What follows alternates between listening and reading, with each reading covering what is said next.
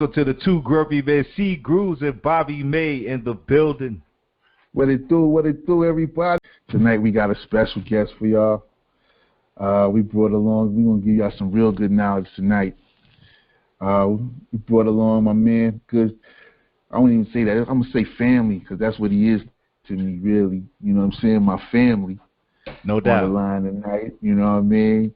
We got Jason McCracken on the line. You know, real estate. I like to call him a real estate guru. You know what I mean? So, no further ado. What it do, my brother? What's going on? What's going on, brother? Well, if guru stands for, you know what I mean, like a genuine, how could I say, unruly, real understudy, you know what I mean? Then, what up? Yeah, the JJ's family. Damn, you go way back. So yes, sir. This is the deal.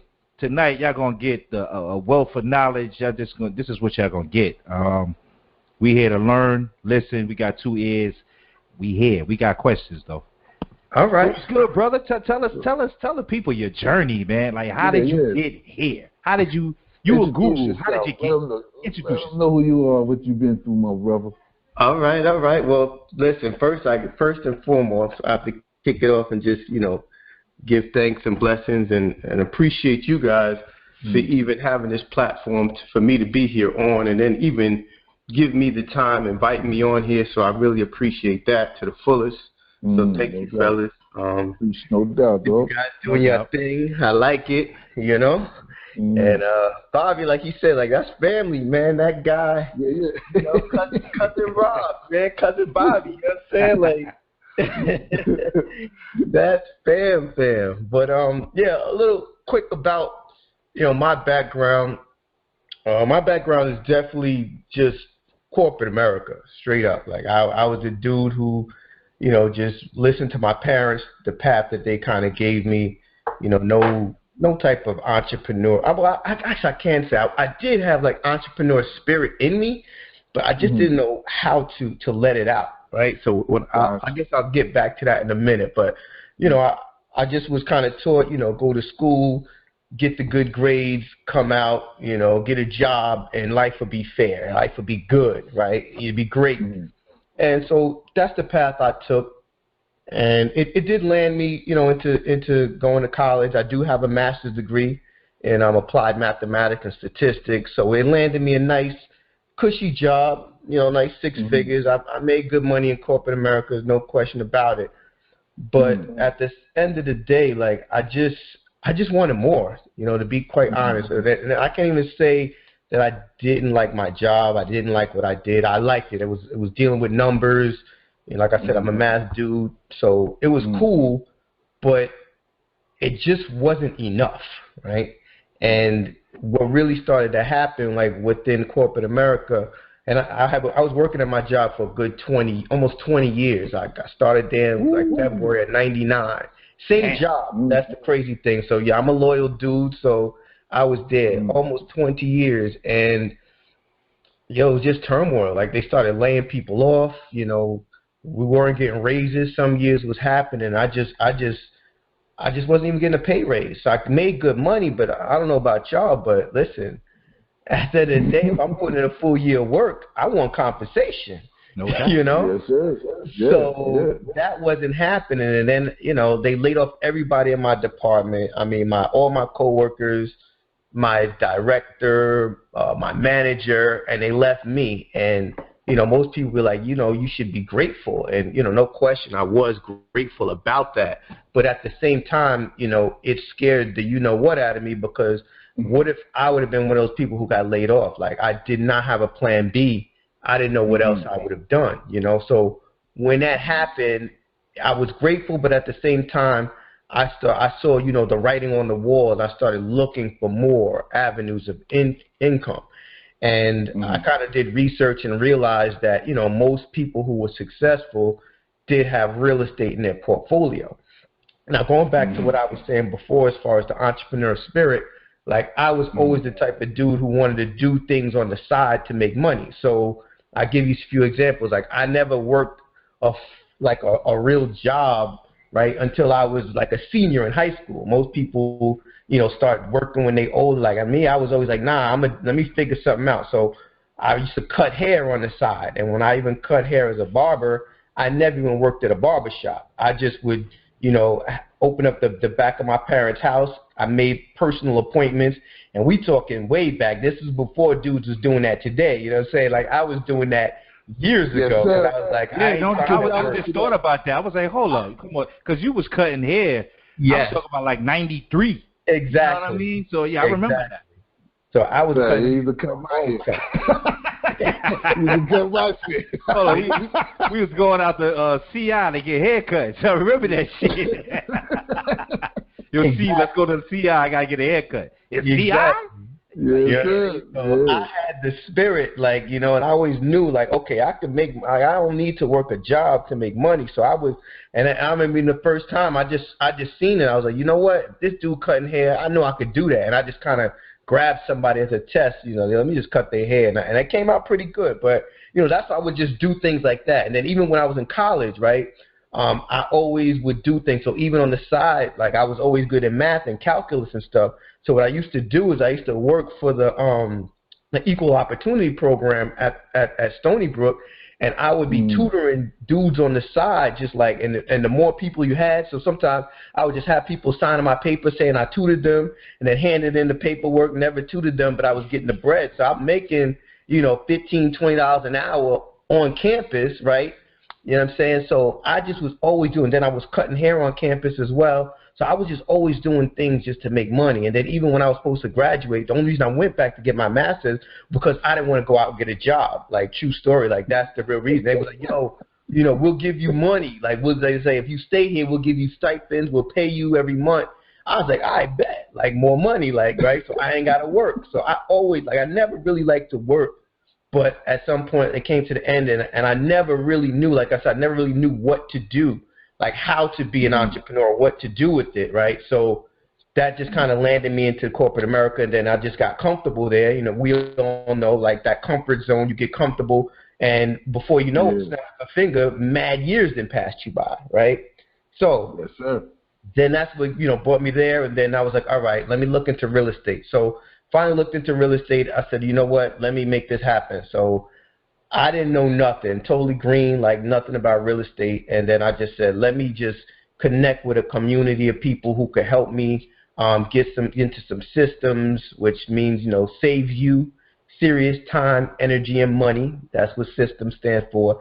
And just let me just dive in and take it. Now, that, though, even was a transition for me, because going from a W-2 employee mindset into full entrepreneur, it stifled me, because I was like, I was still comfortable making the money there, and then the transition to make the money a different way, that was tough for me. It took me a good 2 or 3 months fighting myself, and then finally I remember it was January of 2016.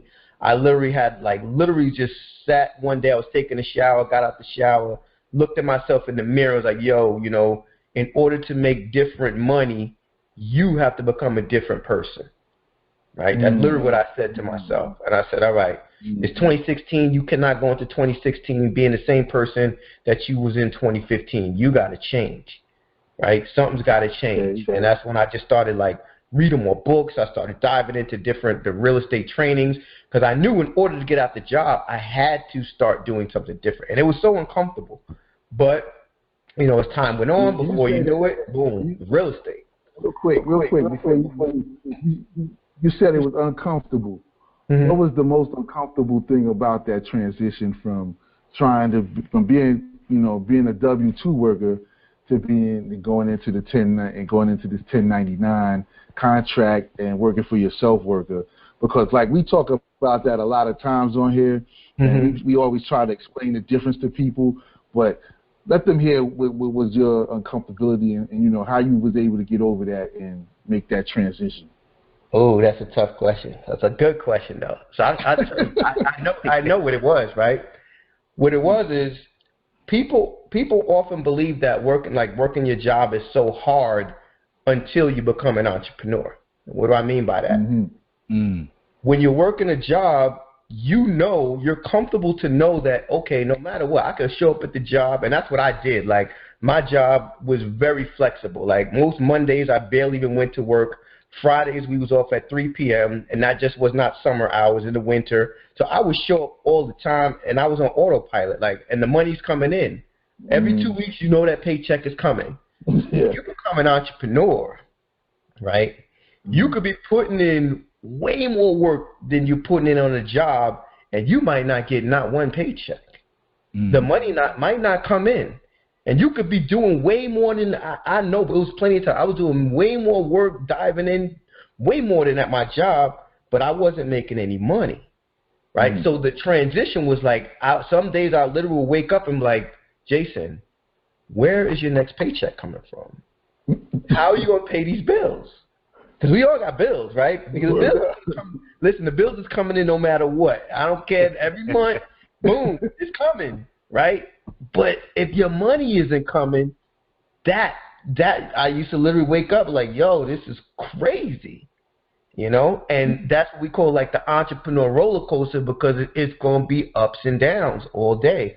But you just got to fight the fight and stay in it and just realize over time things is going to be sweet. So for me, it was the thing in my mind saying, where's your next paycheck coming from? That's what would stop me in my tracks. Like, oh my God, what am I going to do? Yeah. So that was like a societal type of struggle, you know, where we working, because most people get paid every 2 weeks. Then there's another layer where people get paid every week, and that's comfortable. So, you know, you going to school and getting the math, you building on the math and statistics. You know how money flow. You know how it all. You could budget yourself too. Since you dove into it that far, you took it to the master's level. You figure, like, you know how much you made per month at your job. Right. You know what I mean? And then, but you also know that, you was on autopilot. So yeah, that's comfortable. Yeah, I'm getting the check, but I don't really want to be here no more. So flipping that into being an entrepreneur where, you could be up 2 in the morning, but you working. Right. I mean, you're doing 50, 60 hours, and, at first you may not, get the nice check, but the struggle is always worth it in the end, because you building your business. So I know it's hard though, because trust me, you're talking to 2 brothers that got 1 foot in, 1 foot out the door. Like, this is where we are. I got 1 foot in because I'm talking to people. Like, I'm letting them know, like, yo, I got a job too, but I'm up out of here. I was like, my transition. See, I've been doing that. We've been doing that our whole life. Like, we work. Then we like, I don't want to be in this spot no more. So we transition to something else. But at our age, see, we in a different age bracket now where we can't build somebody else's shit. You know what I mean? Where we're not getting the major part of the compensation. Like, we have to do it for ourselves or build our own team. So how did you find the group? Because, we always talk about like minds. Right.